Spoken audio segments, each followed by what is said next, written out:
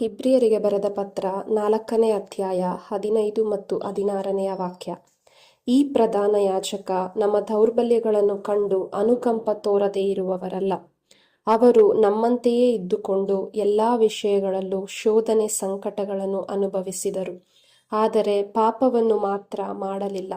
ಆದ ಕಾರಣ ನಾವು ಸಮಯೋಚಿತ ಸಹಾಯವನ್ನು ಅವರ ಅನುಗ್ರಹದಿಂದ ಪಡೆಯಲು ಮತ್ತು ಅವರ ಕರುಣೆಯನ್ನು ಸವಿಯಲು ಧೈರ್ಯದಿಂದ ಅವರ ಕೃಪಾಸನವನ್ನು ಸಮೀಪಿಸೋಣ.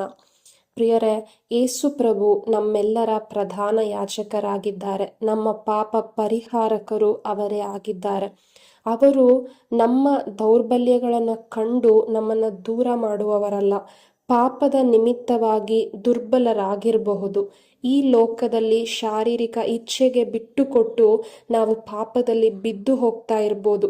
ನಮ್ಮ ಮನಸಾಕ್ಷಿ ನಮ್ಮನ್ನ ಖಂಡಿಸ್ತಾ ಇರ್ಬೋದು, ನೀನು ಪಾಪಿ, ನೀನು ದೋಷಿ, ದೇವರ ಸಾನ್ನಿಧ್ಯದಲ್ಲಿ ನಿಲ್ಲೋದಕ್ಕೆ ನೀನು ಯೋಗ್ಯಳಲ್ಲ ಎಂಬುದಾಗಿ. ಹೌದು, ನಮ್ಮ ಯೋಗ್ಯತೆಯಿಂದ ನಾವ್ಯಾರೂ ಕೂಡ ದೇವರ ಸಾನ್ನಿಧ್ಯದಲ್ಲಿ ನಿಲ್ಲೋದಕ್ಕೆ ಸಾಧ್ಯ ಆಗೋದಿಲ್ಲ. ಆದ್ರೆ ಯೇಸು ಕ್ರಿಸ್ತರ ನೀತಿವಂತಿಕೆಯಿಂದ ನಮ್ಮೆಲ್ಲರನ್ನೂ ಕೂಡ ದೇವರು ನಿರ್ದೋಷಿಗಳನ್ನಾಗಿ ಮಾಡಿದ್ದಾರೆ, ನೀತೀಕರಿಸಿದ್ದಾರೆ. ಆದ ಕಾರಣ ನಾವು ಕೂಡ ಅವರ ಅನುಗ್ರಹವನ್ನ, ಅವರ ಕರುಣೆಯನ್ನ ಮತ್ತೊಮ್ಮೆ ಸವಿಯಲು ಅವರ ಸಾನ್ನಿಧ್ಯವನ್ನ ಧೈರ್ಯದಿಂದ ಸಮೀಪಿಸುವವರಾಗೋಣ. ಯೂದನಂತೆ ನಾವ್ಯಾರೂ ಕೂಡ ದೇವರ ಬಳಿಯಿಂದ ದೂರ ಆಗದೆ ಪೇತ್ರನಂತೆ ಪಶ್ಚಾತ್ತಾಪ ಪಟ್ಟು ಮರಳಿ ದೇವರ ಸಾನ್ನಿಧ್ಯಕ್ಕೆ ನಾವೆಲ್ಲರೂ ಕೂಡ ಬರುವಾಗ ಅವರ ಕೃಪೆ, ಅವರ ಕರುಣೆಯನ್ನು ಇನ್ನೂ ಹೆಚ್ಚಾಗಿ ನಾವು ಅನುಭವಿಸುವುದಕ್ಕೆ ಸಾಧ್ಯವಾಗ್ತದೆ. ಆದ್ರಿಂದ ಈ ಸಮಯದಲ್ಲಿ ಪ್ರಾರ್ಥನೆ ಮಾಡೋಣ. ನಾವು ದುರ್ಬಲರಾಗಿರ್ಬೋದು, ಬಲಹೀನ ಅವಸ್ಥೆಯಲ್ಲಿರ್ಬೋದು, ಆದರೆ ನಮ್ಮ ದೇವರು ಅನುಕಂಪ ತೋರುವ ದೇವರು. ಮತ್ತೊಮ್ಮೆ ಅವರ ಪ್ರೀತಿಯನ್ನು, ಕರುಣೆಯನ್ನು ಸವಿಯುವಂತೆ ಮಾಡುವ ಒಳ್ಳೆಯ ಪ್ರಧಾನ ಯಾಜಕರು ನಮಗಿದ್ದಾರೆ.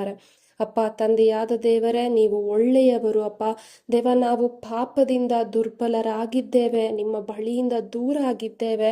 ಆದರೂ ಕೂಡ ದೇವ, ನಿಮ್ಮ ಕರುಣೆ, ನಿಮ್ಮ ಪ್ರೀತಿಯನ್ನು ಸವಿಯಲು ನೀವು ಮತ್ತೊಮ್ಮೆ ನಮ್ಮೆಲ್ಲರಿಗೂ ಕೂಡ ಕರೆ ನೀಡುತ್ತಿದ್ದೀರಿ. ಅದಕ್ಕಾಗಿ ನಿಮಗೆ ಸ್ತೋತ್ರಪ್ಪ ದೇವ.